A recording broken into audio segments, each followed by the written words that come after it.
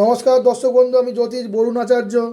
আজকে ইউটিউবে আমার এক ছোট্ট প্রোগ্রাম নিয়ে হাজির হলাম। আজকে প্রোগ্রামের মূল বিষয়বস্তু হচ্ছে কন্যা রাশি 2026 সাল কেমন যাবে তা নিয়ে একটা আলোচনা।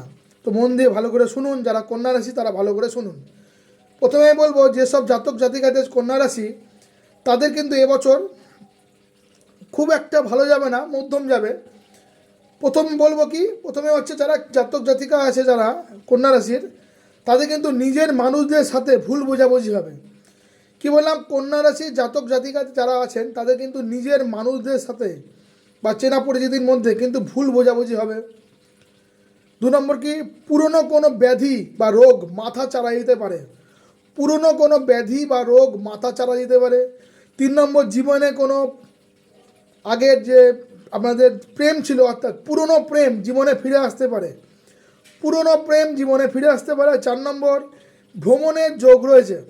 5 নম্বর হচ্ছে সন্তানের কোনো ভালো কাজের জন্য আপনাদের কিন্তু নাম সুনাম বৃদ্ধি পেতে পারে। সন্তানের কোনো ভালো কাজের জন্য আপনাদের নাম সুনাম বৃদ্ধি পেতে পারে।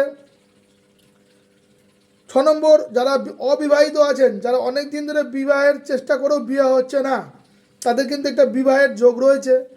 7 নম্বর, পারিবারিক কোনো বিবাদ কিন্তু বড় আকার ধারণ করতে পারে। পারিবারিক কোনো বিবাদ আপনাদের বড় আকার ধারণ করতে পারে।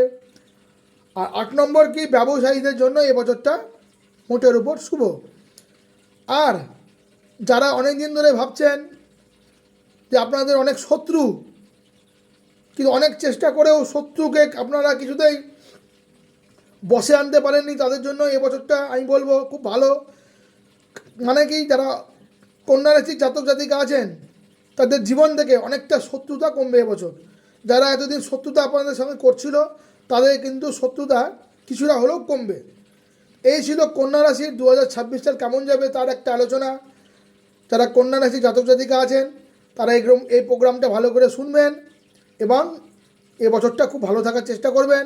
আমি আবার খুব শীঘ্রই আমার নেক্সট আরেকটা রাশি নিয়ে আপনাদের সামনে ইউটিউবে আবার হাজির হব। আপনারা খুব ভালো থাকুন, সুস্থ থাকুন।